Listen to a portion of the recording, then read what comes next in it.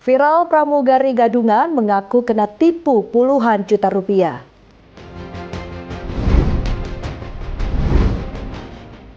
Harga daging sapi melambung tinggi tembus Rp140.000 per kilogram.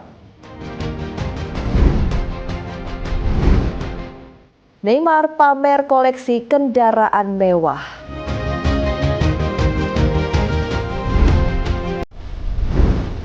Halo, selamat petang pemirsa setia Berita Nasional TV. Sedang sekali Berita Nasional Petang kembali hadir menyapa Anda.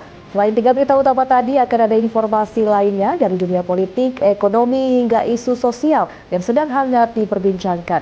Bersama saya, Restu Landari.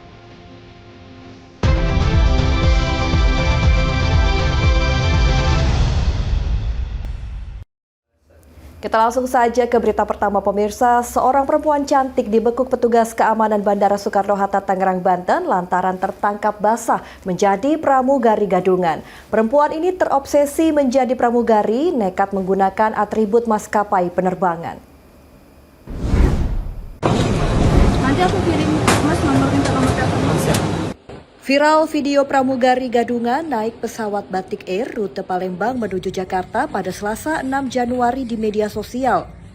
Terlihat seorang perempuan dengan dandanan menyerupai pramugari Batik Air.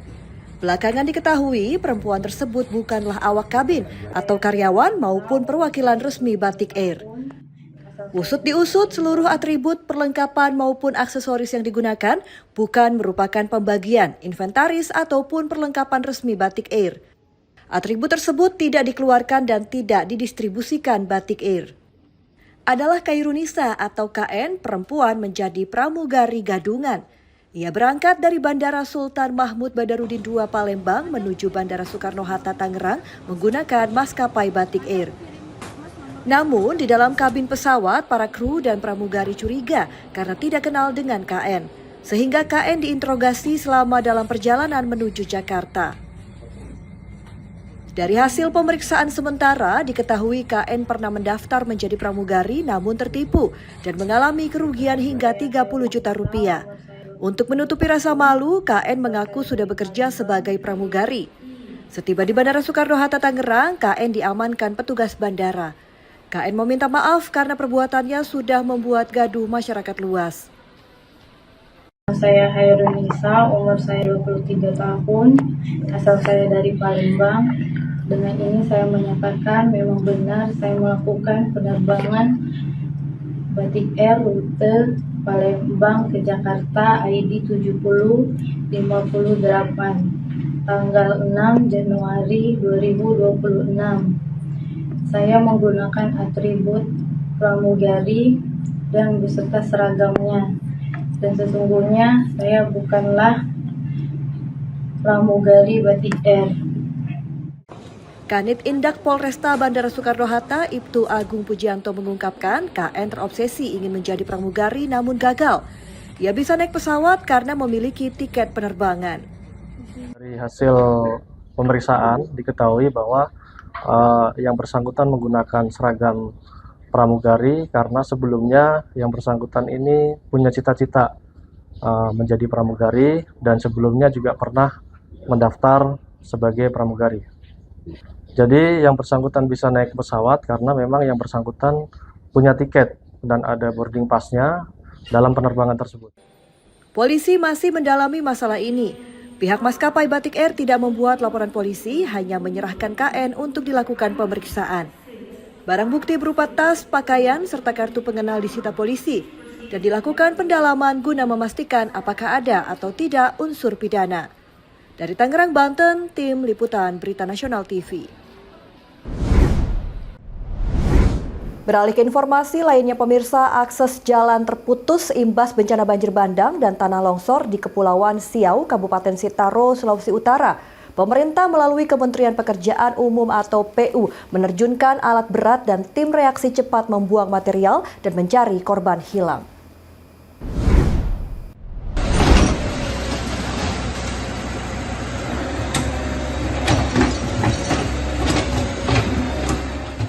Bencana alam berupa banjir bandang dan tanah longsor menerjang pemukiman warga di Kelurahan Bahu, Kecamatan Siau Timur, Kampung Peling Sawang, Kecamatan Siau Barat, Kabupaten Sitaro, Sulawesi Utara, Senin 5 Januari 2026 pukul 3 dini hari waktu Indonesia Tengah.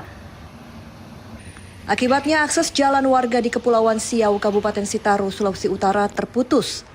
Pemerintah melalui Kementerian Pekerjaan Umum atau PU menerjunkan sejumlah alat berat di lokasi longsoran Kelurahan Bahu, Kecamatan Siau Timur, guna membuka kembali akses jalan sekaligus membantu proses pencarian korban hilang. Jajaran Kementerian PU di daerah khususnya Balai Besar Wilayah Sungai atau BBWS Sulawesi 1 yang menerima laporan banjir bandang dan tanah longsor langsung mengerahkan tim reaksi cepat. Sebagai dukungan tambahan, 1 unit eskavator dan 1 unit wheel loader disiapkan diberangkatkan dari Pelabuhan Bitung, Manado. 2 eskavator dikerahkan menyingkirkan material longsor berupa bebatuan terbawa bersama banjir bandang dan tanah longsor di Kepulauan Siau, Kabupaten Sitaro, Sulawesi Utara. Menteri Pekerjaan Umum Dodi Hanggodo menerangkan gerak cepat petugas PU dan pengerahan alat berat ke lokasi terdampak bencana merupakan komitmen Kementerian PU menangani dampak banjir bandang dengan mengerahkan seluruh sumber daya yang ada. Pada tanggal 6 pagi kami sudah berada di sana lengkap dengan 2 alat berat, yaitu 2 ekskavator yang kami kerahkan untuk membantu masyarakat dan pemerintah daerah dalam rangka menangani bencana banjir bandang di Siau. Namun itu belum cukup.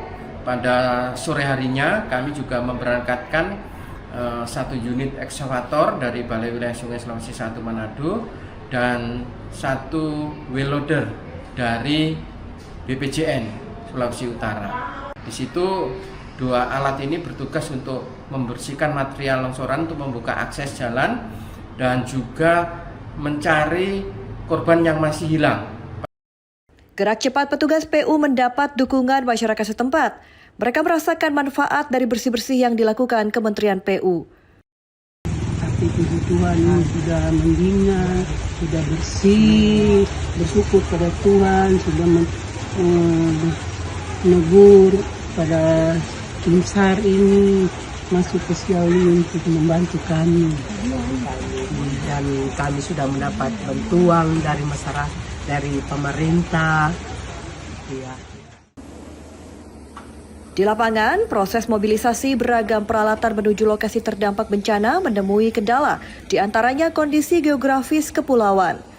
Untuk mengatasinya, Kementerian PU berkoordinasi lintas sektor memastikan percepatan penanganan. Kementerian PU mengidentifikasikan awal kerusakan infrastruktur akibat banjir bandang, di antaranya jaringan sungai, jalan, dan prasarana pendukung lain sebagai dukungan penanganan darurat. Tim Liputan, Berita Nasional TV. Satuan Tugas atau Satgas Percepatan Rehabilitasi dan Rekonstruksi Pasca Bencana Sumatera menggelar rapat perdana di kantor Kementerian Dalam Negeri. Satgas diketuai Mendagri Tito Karnavian ini akan bekerja mengontrol dan mengkoordinasikan pemulihan di daerah terdampak bencana, khususnya pemulihan infrastruktur, fasilitas umum hingga pelayanan publik.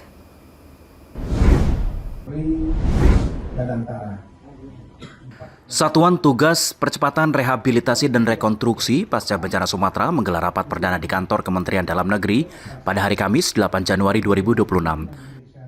Ketua Satgas Tito Karnavian mengatakan rapat perdana bersama anggota Satgas dan kementerian terkait merupakan brainstorming awal untuk memetakan situasi 1 bulan pasca bencana melanda 3 provinsi di Sumatera. Tito menjelaskan sejak awal pemerintah pusat membantu dan memenuhi kebutuhan para korban bencana Sumatera. Selain itu pemenuhan kebutuhan energi hingga pemulihan akses jalan ke daerah-daerah terdampak bencana. Saat ini dari 52 kabupaten kota yang terdampak bencana, sebagian besar sudah kembali normal.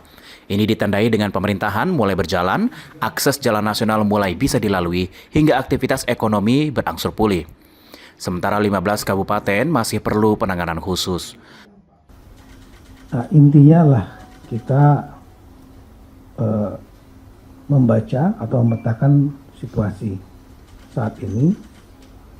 Ya, setelah tanggap darurat beberapa daerah ada yang sudah selesai, ada juga yang masih melanjutkan tanggap darurat untuk 15 hari ke depan. Dan kemudian kita juga membicarakan mengenai apa yang akan kita kerjakan dalam rangka melaksanakan tugas ini. Lebih jauh, Tito memastikan Satgas yang ia pimpin akan bekerja secepat-cepatnya untuk memulihkan keadaan sesuai instruksi Presiden Prabowo Subianto. Dio Malau, Berita Nasional TV.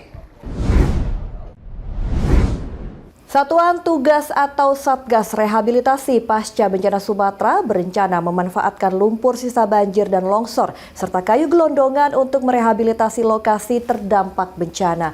Ketua Satgas sekaligus Menteri Dalam Negeri Tito Karnavian mengaku sudah berkomunikasi dengan Menteri Pertahanan Syafri Syamsuddin mengenai pemanfaatan lumpur tersebut. Umumkan bahwa Presiden pada saat retreat di Hambalang, Satgas Rehabilitasi Pasca Bencana Sumatera berencana memanfaatkan lumpur sisa banjir dan longsor serta kayu gelondongan untuk merehabilitasi lokasi terdampak bencana di 3 provinsi di Sumatera. Ketua Satgas Rehabilitasi Pasca Bencana Sumatera sekaligus Menteri Dalam Negeri Tito Karnavian menyebut sudah berkomunikasi dengan Menteri Pertahanan Syafri Syamsuddin mengenai pemanfaatan lumpur tersebut. Tito mengatakan tanggul dari sedimen lumpur diharapkan bisa menjadi tembok penghalang apabila terjadi bencana serupa. Sementara kayu gelondongan menurut Tito akan ingin dimanfaatkan sebagai bahan pembangunan hunian tetap. tapi Pak Menhan berpendapat menyarankan supaya lumpurnya dipakai untuk jadikan tanggul untuk memperkuat, jangan sampai nanti kalau ada banjir, air lagi, kemudian tumpah ke kiri kanan, gitu. Kalau untuk pemanfaatan kayu, itu lebih banyak mungkin diprioritaskan untuk pembangunan rumah-rumah hunian tetap nantinya itu. Rekan-rekan media. Lebih lanjut Tito mengungkapkan selain hunian tetap, kayu-kayu gelondongan saat ini sudah mulai digunakan warga untuk memperbaiki rumah maupun tempat ibadah yang rusak akibat diterjang banjir dan longsor pada akhir November 2025. Dari Jakarta, Dio Malau, Berita Nasional TV. Menteri Dalam Negeri Tito Karnavian menyebut 11 dari 18 kota atau kabupaten terdampak bencana Sumatera sudah kembali normal. Hal ini ditandai dengan bergerak aktivitas ekonomi, pendidikan beroperasi, dan kesehatan sudah berjalan. Perlahan tapi pasti, denyut kehidupan di Aceh, Sumatera Utara, dan Sumatera Barat terkena dampak bencana berangsur pulih. Dari 18 wilayah yang terdampak, 11 daerah mulai normal lagi. Di sini aktivitas ekonomi bergerak, pendidikan beroperasi, dan kesehatan sudah berjalan. Kepastian ini disampaikan Menteri Dalam Negeri Tito Karnavian usai rapat koordinasi bersama Kasum TNI Letjen TNI Richard Tampu Bolon di Command Center Kantor Kementerian Dalam Negeri Jakarta hari Kamis 8 Januari 2026. Tito mengungkapkan 11 dari 18 kabupaten atau kota yang terdampak sudah kembali memasuki fase normal setelah memenuhi sejumlah indikator utama pasca bencana. Tito Karnavian selaku Ketua Satgas Percepatan Rehabilitasi dan Rekonstruksi Pasca Bencana sekaligus Menteri Dalam Negeri mengatakan setidaknya ada 11 indikator menandakan bahwa 11 kabupaten atau kota tersebut sudah kembali normal. Yang pertama, indikator sudah beroperasi yaitu berjalan pemerintahan daerah. Selain itu, akses jalan nasional sudah bisa dilalui serta beroperasi layanan publik seperti layanan rumah sakit, umum, daerah, dan juga pendidikan. Ada 18 daerah yang terdampak di Aceh, ya. Tolong kalau bisa slide-nya ditampilkan.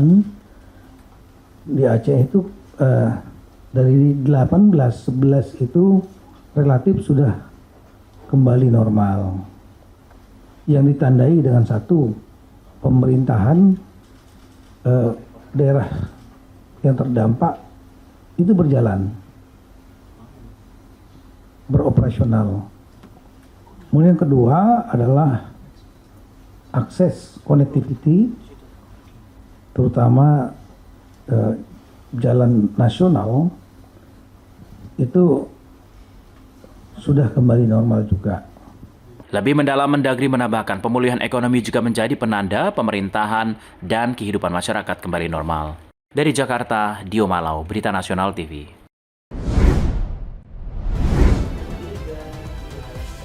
Polisi tembak 2 dari 4 residivis spesialis pencurian sepeda motor yang kerap beraksi di masjid. Informasi selengkapnya usai jeda. Berita Nasional Petang segera kembali.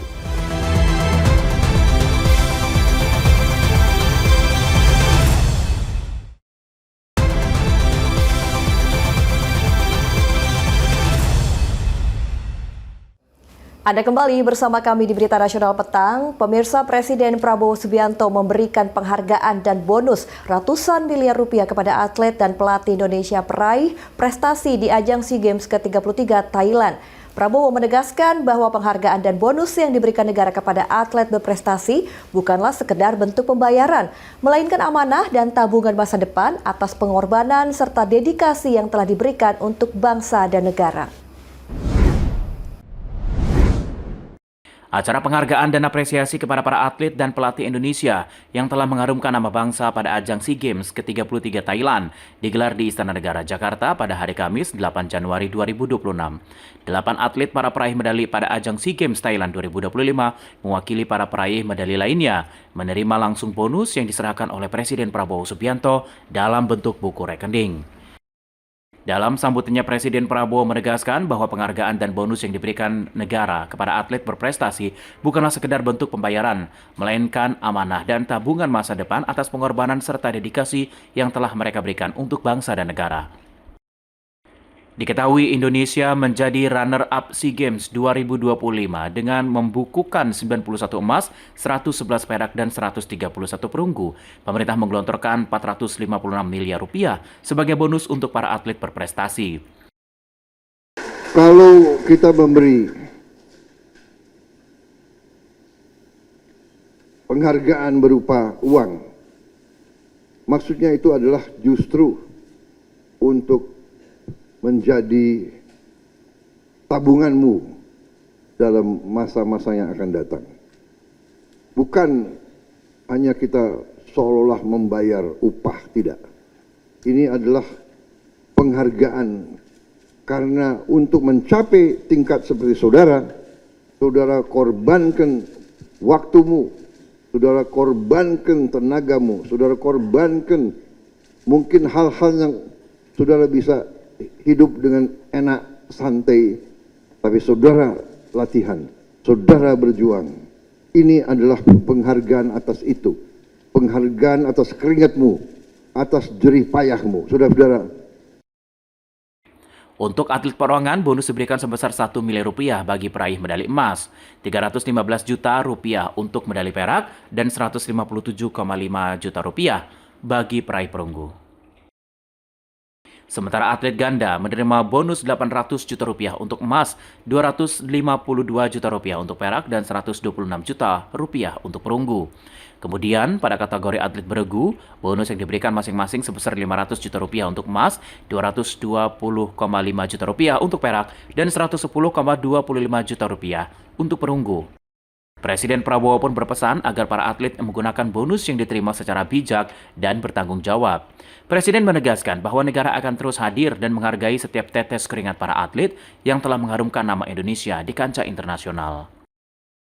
Di SEA Games dapat medali emas lagi dan pecahkan rekor dunia. Jadi saya dapat laporan Panglima TNI dengan gagah menaikkan pangkat atlet ini 2 tingkat.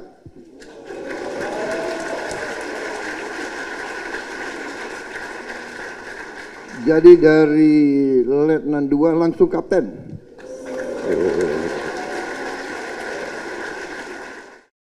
Tidak hanya atlet, para pelatih juga mendapatkan bonus, diantaranya pelatih perorangan, ganda, yang atletnya meraih medali emas mendapatkan bonus 300 juta rupiah, medali perak 126 juta rupiah, dan medali perunggu 63 juta rupiah. Sedangkan untuk pelatih beregu yang atletnya meraih medali emas mendapatkan bonus 400 juta rupiah, medali perak 189 juta rupiah, dan medali perunggu 94,5 juta rupiah.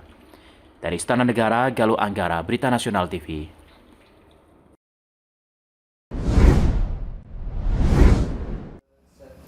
Presiden Prabowo Subianto juga menyampaikan rasa bangga dan terima kasih atas perjuangan para atlet di kancah olahraga Asia Tenggara ajang SEA Games ke-33 Thailand. Menurut Presiden, keberhasilan para atlet bukan hanya kemenangan di arena olahraga, tetapi juga simbol semangat juang, persatuan, dan ketekunan bangsa Indonesia.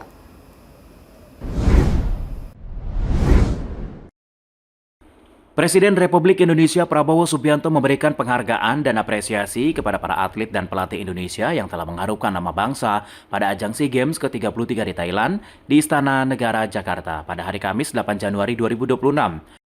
Acara penghargaan tersebut diselenggarakan sebagai bentuk pengakuan negara atas dedikasi, kerja keras, dan prestasi para atlet yang telah mengibarkan merah putih di kancah olahraga Asia Tenggara. Dalam sambutannya, Presiden Prabowo menyampaikan rasa bangga dan terima kasih kepada seluruh atlet, pelatih, serta ofisial yang telah berjuang membawa Indonesia meraih prestasi membanggakan. Saya sebagai kepala negara, kepala pemerintah, dan sebagai pribadi menyampaikan terima kasih saya pada saudara-saudara sekalian atas keberhasilan saudara menjaga kehormatan bangsa Indonesia. Presiden Prabowo Subianto menyampaikan perjuangan para atlet yang sudah berjuang di gelaran SEA Games 2025 pada Desember lalu memberi kesan yang mendalam bagi masyarakat Indonesia. Kepala negara menegaskan bahwa keberhasilan para atlet bukan hanya kemenangan di arena olahraga, tetapi juga simbol semangat juang, persatuan, dan ketekunan bangsa Indonesia. Kalau olahragawannya lemah, olahragawannya kalahan, itu menggambarkan bahwa bangsa kita lemah dan bangsa kita kalahan. Demikian pentingnya para olahragawan yang dipilih mewakili bangsa itu. Karena itu, saya sangat terima kasih sama saudara-saudara dan saya sangat bangga dengan saudara-saudara. Presiden Prabowo memastikan negara turut mengapresiasi perjuangan yang sudah dilakukan para atlet pada Desember lalu. Kepala negara juga menekankan komitmen pemerintah untuk terus mendukung pengembangan olahraga nasional serta peningkatan kesejahteraan atlet agar Indonesia semakin berdaya saing di tingkat regional maupun internasional. Galuh Anggara, Berita Nasional TV.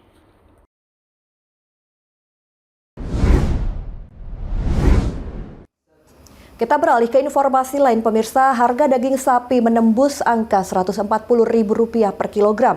Dari harga sebelumnya Rp125.000 di Pasar Anyar, Kota Tangerang, Banten pada Jumat pagi 9 Januari 2025. Kenaikan harga ini terjadi sejak sepekan lalu, menyebabkan daya beli masyarakat menurun.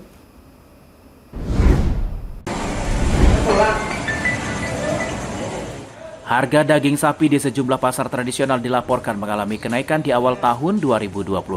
Salah satunya di Pasar Anyar, Kota Tangerang, Banten. Kenaikan harga daging sapi di Pasar Anyar, Kota Tangerang, Banten tembus mencapai Rp140.000 per kilogram pada Jumat pagi 9 Januari 2026. Akibat melonjaknya harga daging sapi, daya beli masyarakat menurun. Haris, salah satu pedagang sapi, mengungkapkan kenaikan harga berdampak pada omsetnya. Haris menjelaskan jika dalam sehari ia bisa mendapat Rp122 juta, kini hanya mendapat Rp80 juta per hari. Selain itu, Haris mengungkapkan bahwa para pelanggannya seperti pedagang bakso juga turut menurunkan pembeliannya yang biasanya belanja 10 kg kini hanya 7 kg. Kenaikan harga daging sapi di Pasar Anyar, Kota Tangerang, Banten sudah sepekan terjadi. Jika harga tidak kembali stabil, pedagang daging sapi berniat untuk mogok berdagang sebagai bentuk protes. 125, 130 sebelumnya. Ya. Sekarang ngejual 130 juga ya 50-50. Kalau ada untung ada rugi gitu. Seminggu yang lalu. Sekarang udah di atas 135, 140. Jelas berdampak lah. Apa dampaknya? Ya, daya beli masyarakat sanggup nggak kalau harga daging. Para pedagang meminta pemerintah untuk menstabilkan kembali harga daging sapi.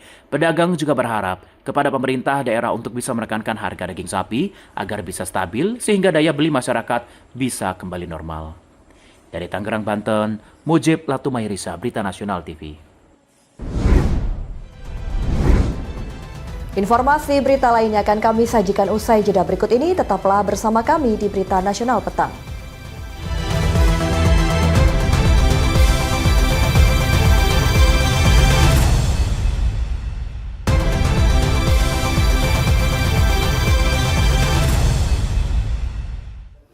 Terima kasih Anda masih bersama kami di Berita Nasional Petang. Pemirsa, personel unit Reskrim Polsek Sunggal menembak 2 orang dari 4 residivis spesialis pencurian sepeda motor atau curanmor yang kerap beraksi di masjid.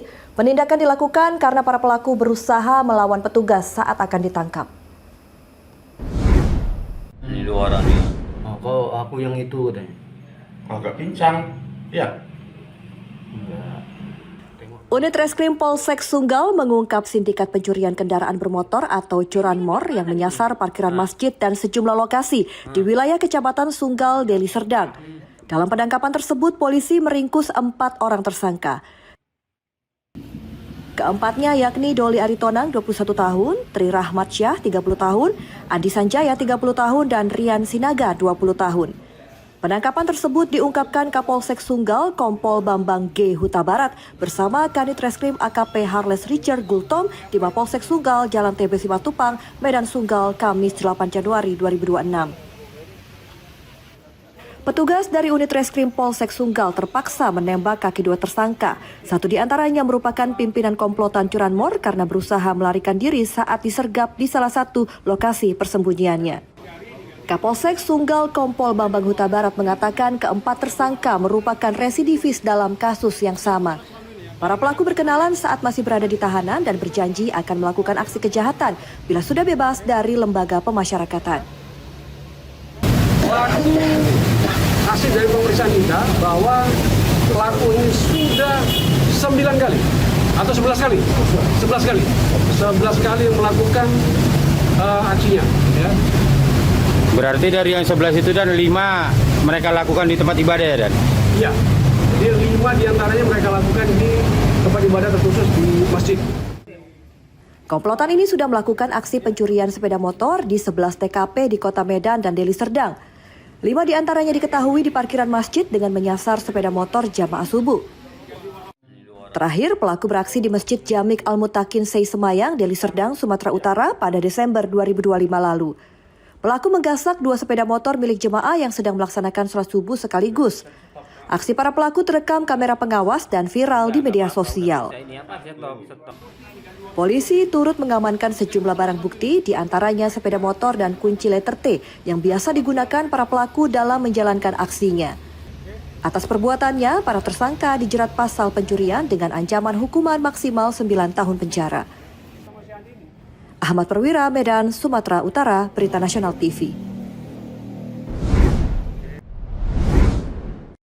Seorang wanita muda ditemukan terbujur kaku di dalam kamar kos di Kelurahan Kayu Ringin Jaya, Kota Bekasi, Jawa Barat. Menurut warga setempat, korban merupakan penghuni baru dan jarang berkomunikasi dengan warga setempat.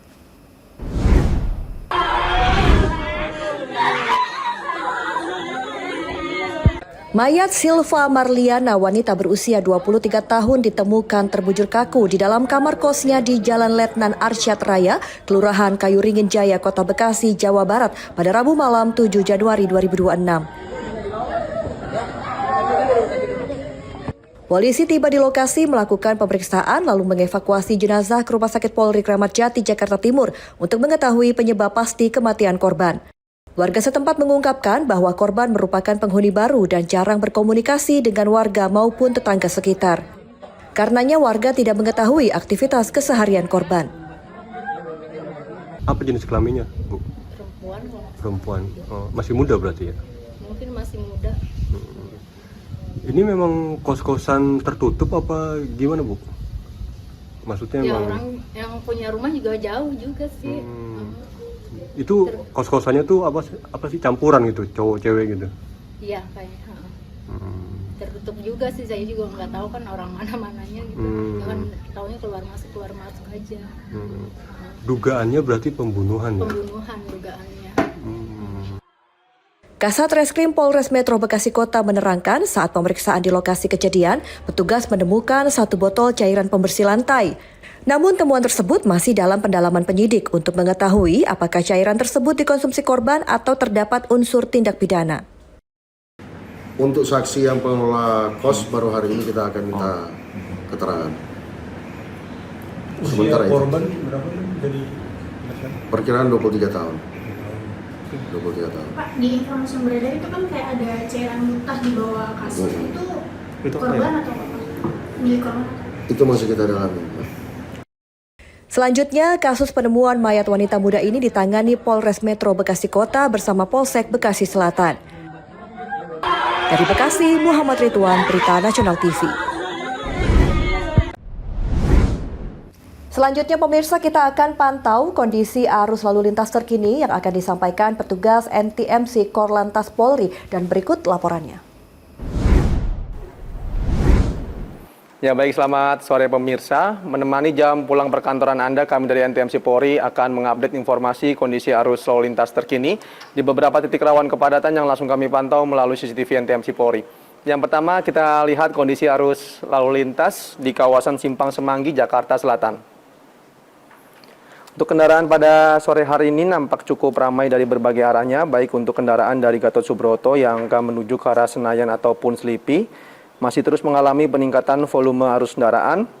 Sama halnya untuk lalu lintas di ruas tol dalam kota, dari arah Semanggi yang akan menuju ke arah Kuningan ataupun Cawang dalam keadaan kondusif lancar.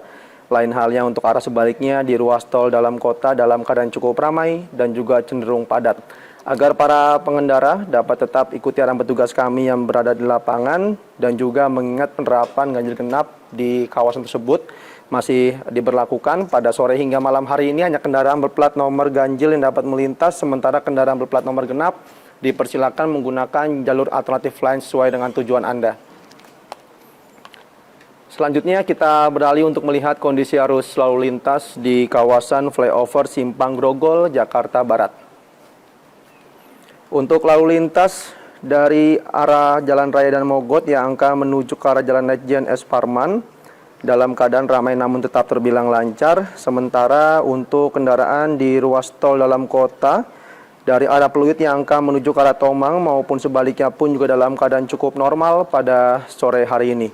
Sementara untuk kendaraan dari Jalan Lejen S. Parman yang akan menuju ke arah Jalan Latu Menten nampak cukup padat yang memang didominasi oleh truk muatan barang, agar para pengendara dapat tetap menjaga jarak aman kendaraan Anda dengan kendaraan lainnya. Selanjutnya kita beralih untuk melihat kondisi arus lalu lintas di kawasan Simpang Cempaka Putih, Jakarta Timur.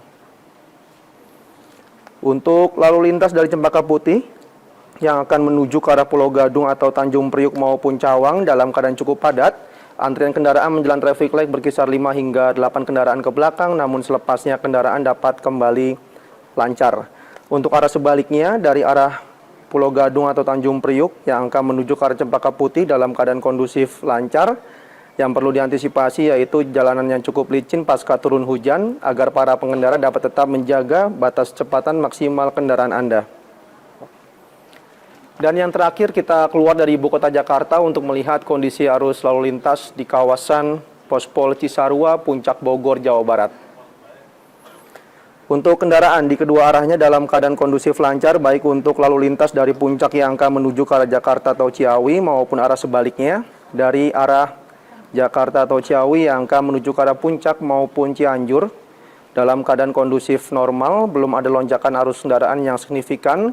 Yang perlu diantisipasi yaitu ramainya aktivitas masyarakat di sekitar pasar tradisional di sana, di mana banyaknya para penyeberang jalan dan juga angkutan umum yang berhenti di sisi jalan agar para pengendara dapat tetap berhati-hati serta tetap ikuti arahan petugas kami yang berada di lapangan.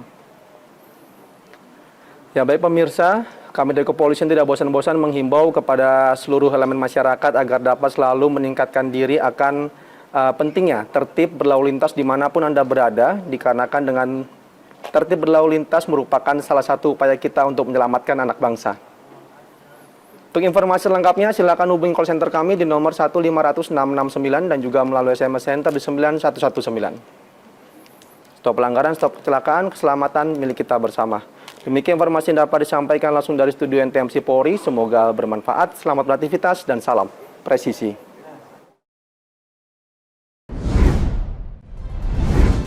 Informasi berita lainnya akan kami sajikan usai jeda berikut ini. Tetaplah bersama kami di Berita Nasional Petang.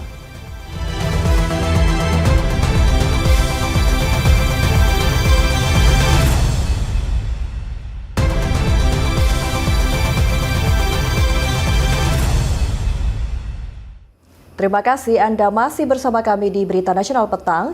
Pemirsa, kapal tanker Belawan disita Amerika Serikat di perairan internasional Atlantik Utara. Pemerintah Rusia menuding militer Amerika Serikat melanggar konvensi PBB.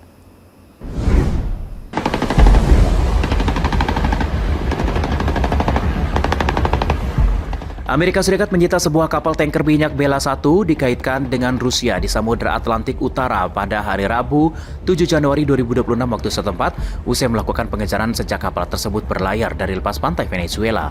Operasi ini menuai kecaman dari Moskow dan meningkatkan ketegangan geopolitik kedua negara lantaran langkah Washington semakin agresif terhadap industri minyak Venezuela. Pemerintah Rusia menuduh militer Amerika Serikat melanggar konvensi PBB tentang hukum laut lantaran sebuah kapal tanker minyak berbendera Rusia disita di perairan internasional Atlantik Utara. Kementerian Transportasi Rusia mengkonfirmasi bahwa kapal tanker bernama Marinera, sebelumnya dikenal sebagai Bela 1, telah diambil alih militer Amerika Serikat. Menurut pihak Rusia, kapal tersebut dinaiki personil militer Amerika Serikat di laut lepas di luar wilayah teritorial negara manapun. Setelah itu kontak dengan kapal terputus. Kementerian Luar Negeri Rusia menyatakan terus memantau situasi kapal. Moskow menyebut sejumlah warga negara Rusia diyakini berada di antara awak kapal dan meminta Amerika Serikat memastikan perlakuan dengan layak.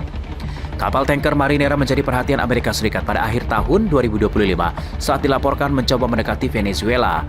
Ketika penjaga pantai Amerika Serikat berusaha menaiki kapal, awak kapal menolak lalu berbalik arah Samudra Atlantik.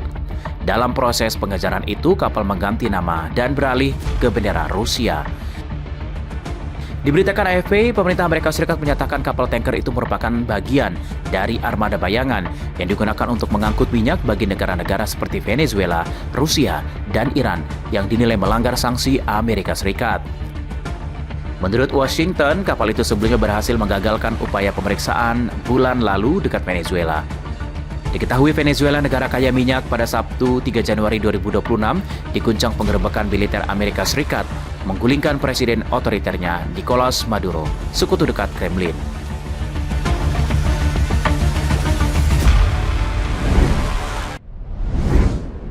Masih dari dunia internasional, pemirsa, aksi unjuk rasa besar-besaran dilancarkan kelompok sosialis, komunis, dan aktivis anti-ICE di berbagai kota besar Amerika Serikat menyusul penembakan yang menewaskan seorang wanita oleh petugas imigrasi dan bea cukai atau ICE di Minneapolis. Penembakan berujung maut memicu kemarahan publik dengan seruan keadilan untuk Rene Good dan tuntutan penarikan petugas imigrasi dan bea cukai. Seorang perempuan berusia 37 tahun bernama Rene Nicole Good tewas ditembak petugas imigrasi dan bea cukai atau ICE saat operasi penegakan hukum di Minneapolis Rabu 7 Januari 2026. Insiden berdarah ini menyulut protes dan konfrontasi antara warga, pemimpin lokal, dan agen federal. Masyarakat mempertanyakan aksi petugas. Pemimpin setempat mengecam kejadian tersebut sebagai kekerasan yang tidak perlu dilakukan. Aksi demonstrasi meluas ke kota-kota seperti New York, Seattle, Philadelphia, Houston, dan Washington DC. Pendemo mengutuk kehadiran ICE dan menuntut penarikan agen tersebut dari komunitas.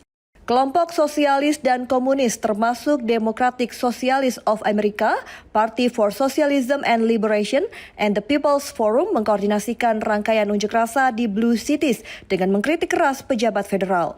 Pengunjuk rasa membawa plakat bertulis ICE Cold Killers, ICE is Trump's Gestapo, dan sumber-sumber radikal menggambarkan insiden ini sebagai kekerasan negara.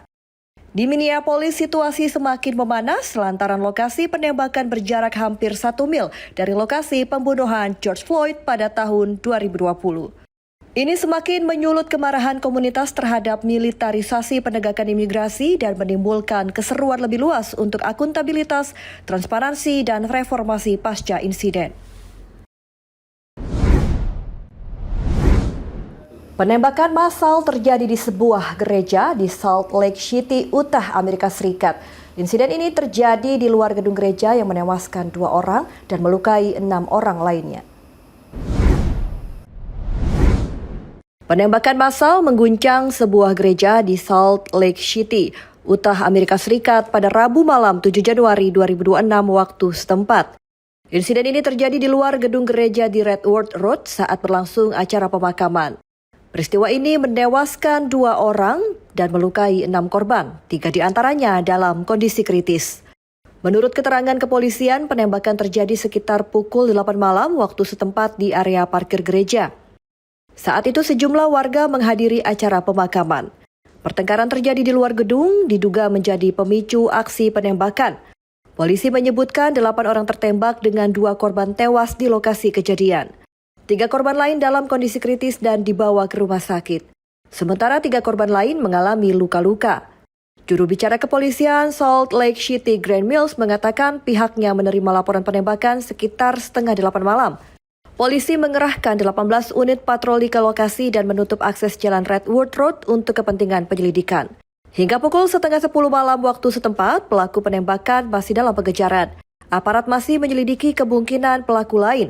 Polisi memburu pelaku dan menyelidiki motif di balik penembakan.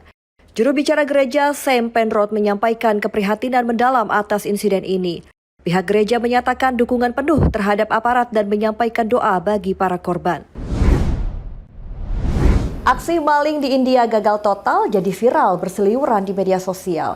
Niat maling ingin menguras isi rumah warga, belum juga beraksi, sudah terjebak di lubang exhaust dapur selama hampir 1 jam. Maling itu dibekuk warga setempat.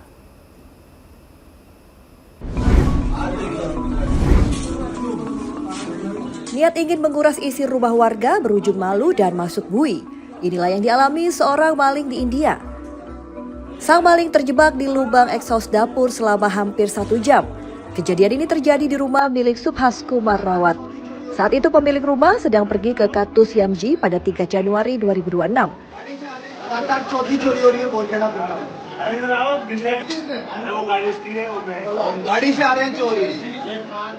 Aksi pencurian baru terungkap ketika istri pemilik rumah pulang sekitar pukul 1 dini hari. Istri pemilik rumah terkejut melihat seorang pria tersangkut setengah badan di lubang exhaust dapur. Posisinya sebagian tubuh berada di dalam rumah dan sebagian lain di luar. Polisi menyebut pelaku masuk ke dalam rumah dengan niat mencuri. Namun saat mencoba masuk melalui lubang exhaust, tubuhnya tersangkut dan tidak dapat melepaskan diri. Rekan pelaku diduga turut terlibat langsung melarikan diri setelah mendengar keributan. Sementara pelaku terus terjebak hingga petugas kepolisian datang ke lokasi. Kejadian tersebut menarik perhatian warga sekitar dan diabadikan melalui ponsel disebar di media sosial. Pemirsa, tetaplah bersama kami karena usai jeda saya akan mengajak Anda untuk melihat peradaban tertua di Afrika. Berita Nasional Petang segera kembali.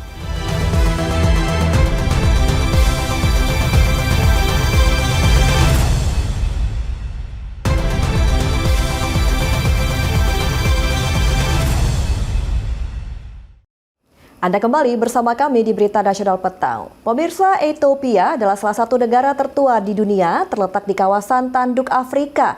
Negeri ini memiliki sejarah panjang sebagai pusat peradaban kuno, dikenal sebagai tanah asal manusia purba, sekaligus negara tidak pernah dijajah secara penuh. Dan seperti apa negara Ethiopia, berikut tayangannya untuk Anda.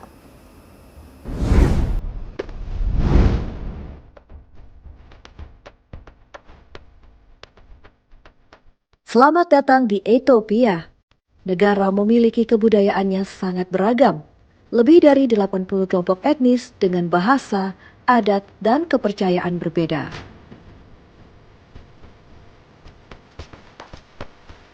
Di Ethiopia, agama memainkan peran penting.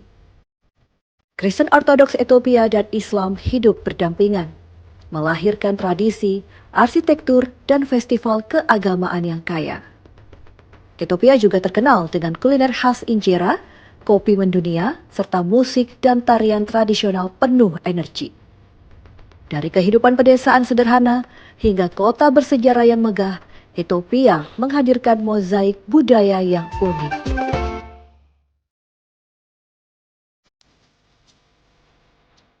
Di selatan Ethiopia terdapat Omofele, menjadi rumah bagi beragam suku seperti Mursi, Hamar, dan Karo.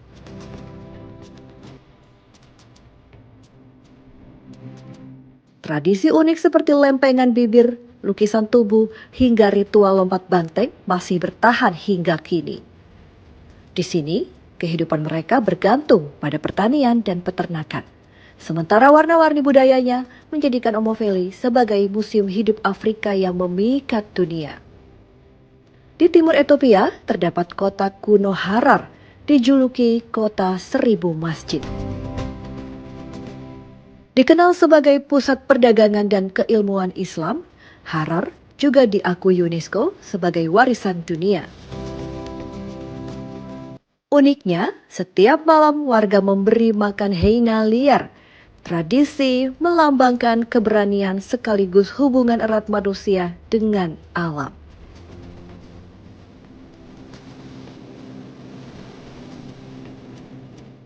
Di sebelah utara, kita akan melihat Lalibela, kota suci Kristen Ortodoks dengan 11 gereja batu monolitik abad ke-12. Dipahat langsung dari tebing, gereja-gereja ini menjadi simbol iman sekaligus mahakarya arsitektur dunia. Hingga kini, Lalibela masih menjadi pusat peziarahan besar saat Natal dan Epifani dan menjadikan sebagai jantung spiritual Ethiopia.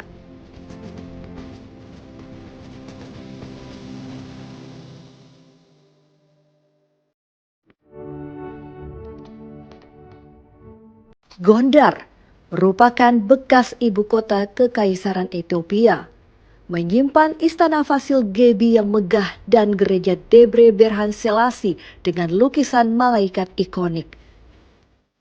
Festival Timkat setiap bulan Januari menghidupkan kota dengan prosesi suci dan perayaan rakyat.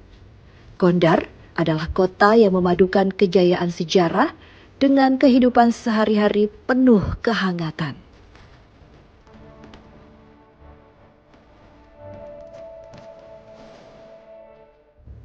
Ethiopia merupakan negeri di mana sejarah, iman, dan budaya berpadu indah. Dari lembah tradisional hingga kota bertembok, dari gereja batu hingga istana megah, Ethiopia tetap menjaga denyut peradaban hingga kini.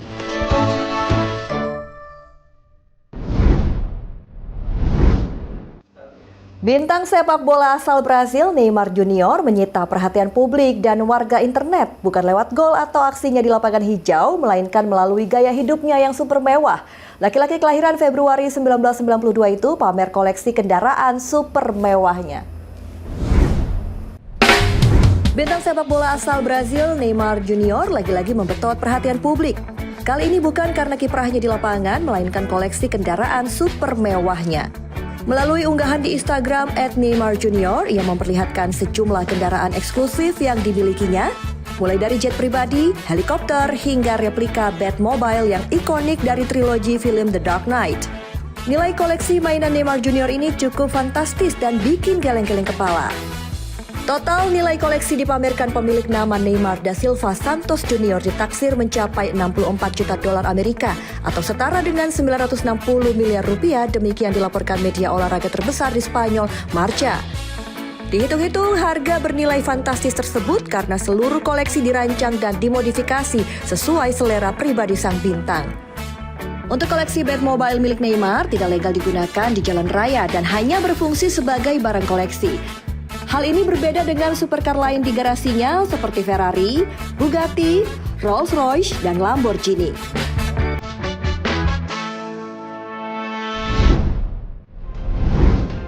Ya, informasi Neymar Junior tadi sekaligus menutup perjumpaan kita di Berita Nasional Petang kali ini. Saya Restu Wandari beserta kru yang bertugas pamit undur diri. Selamat petang, selamat kembali beraktivitas, dan sampai jumpa.